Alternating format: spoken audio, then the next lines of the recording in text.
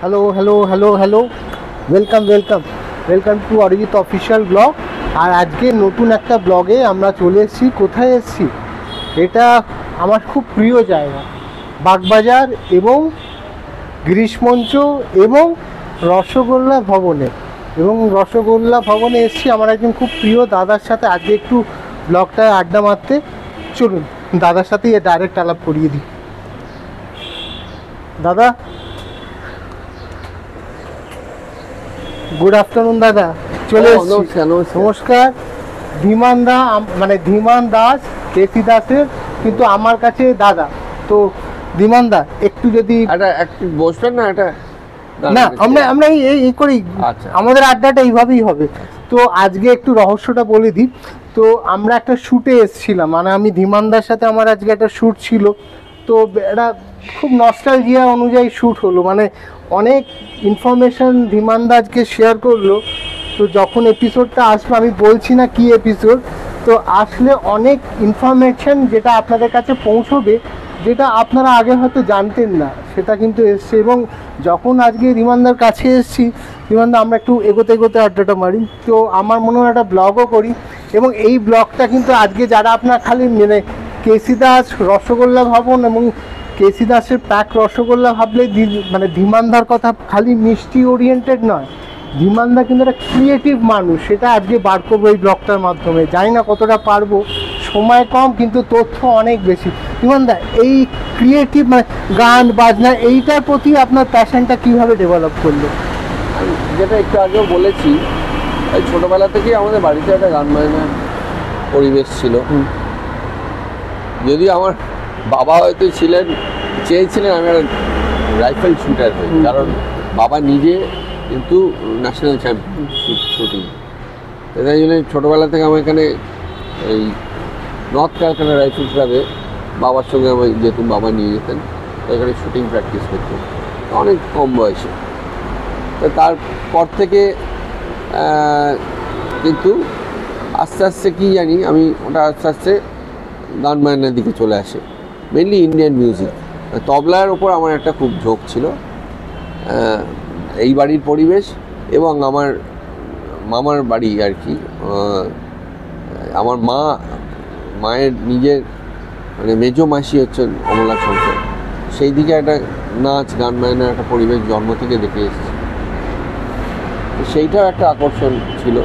আমি আমার মামা মানে আনন্দ শঙ্করকে খুব ফলো করতাম, মানে আমার কাছে একজন আইডল যাকে বলতে ভগবানের মতন মনে হতো। হ্যাঁ, তাই মামার মিউজিক খুব টানতো, মানে মামা তখনকার দিনে খুব একদম ইয়াং জেনারেশনকে মাথায় রেখে মিউজিক করতেন এবং শোগুলো সেরকম হতো। তাই সেই থেকে যখন থাকতাম ওই গল্ফ ক্লাব রোডের বাড়িতে, তখন ওই বাড়িতে ওনারা একসঙ্গে সবাই থাকতেন। তা ওই থেকেই তালের আমরা এক ছোটো টিনের ড্রাম ছিল, সেটা সবার কান ঝালাপালা করতুম পিটিয়ে পিটিয়ে।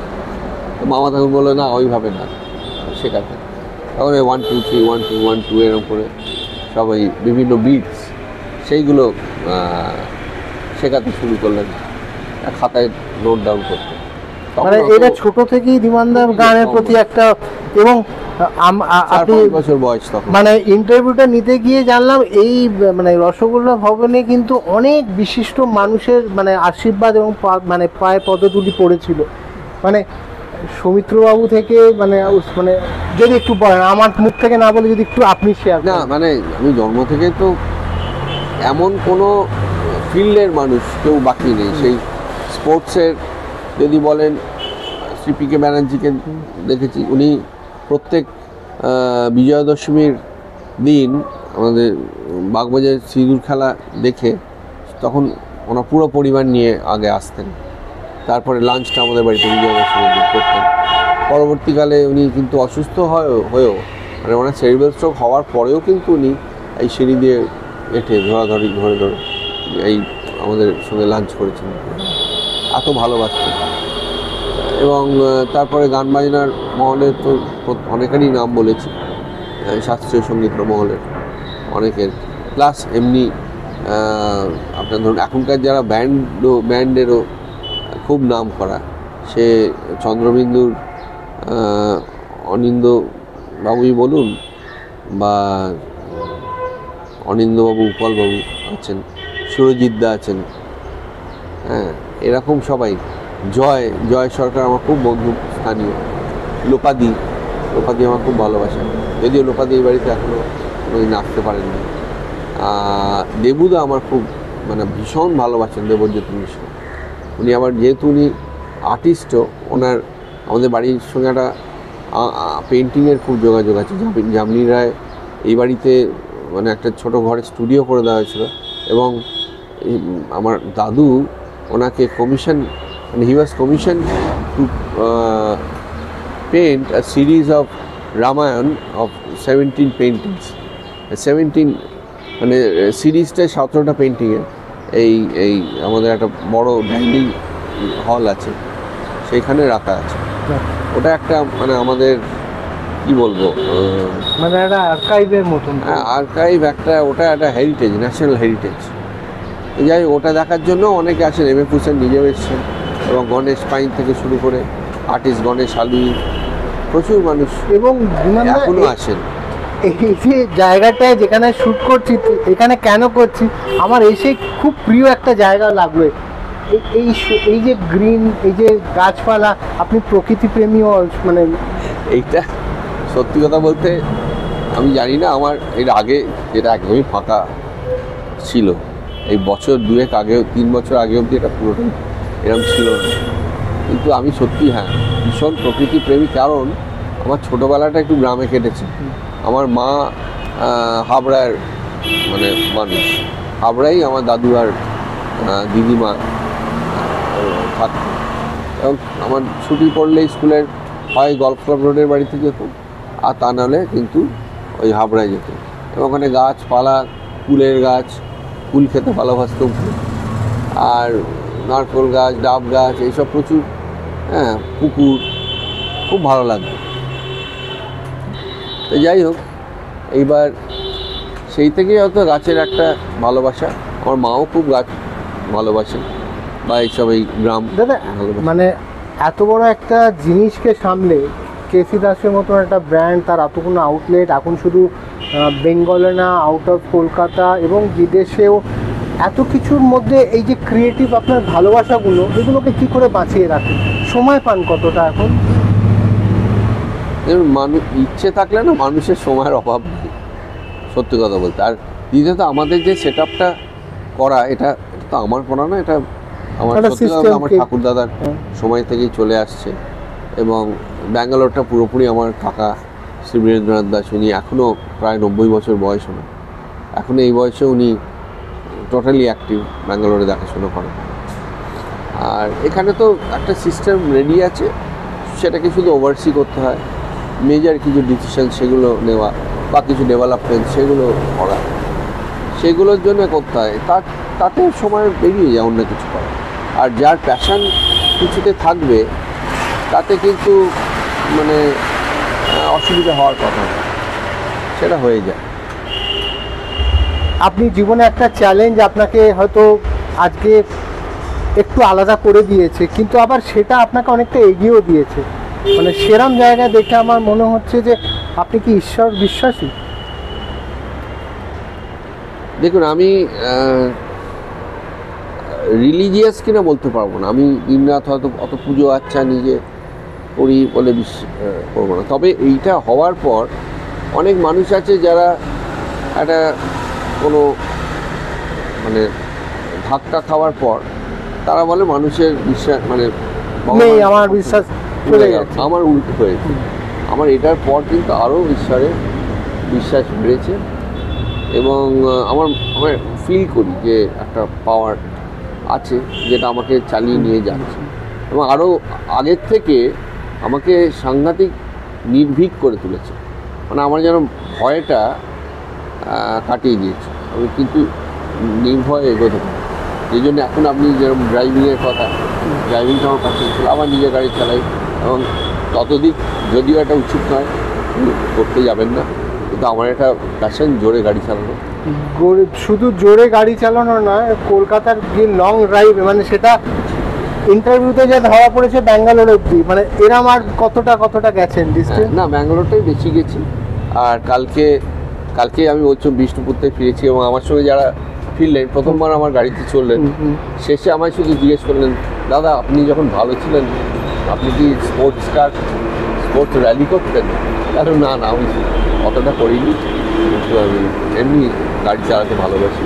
এই জায়গাটাই মনে হয় একটা ঈশ্বরের পাওয়ার, মানে একটা আধ্যাত্মিক পাওয়ার আপনাকে সবসময় সাপোর্ট করে, মনে হয় আপনি পারবেন। এই কনফিডেন্স লেভেলটা কি এইটার পরে আরও বেড়ে গেছে? সেটাই বলতে চাইছি, কারণ এখন যেন আমার মনে হচ্ছে আমি তো কিছুটা শেষটা দেখেছিলাম, শেষটা দেখে যেন ফিরে এসেছি।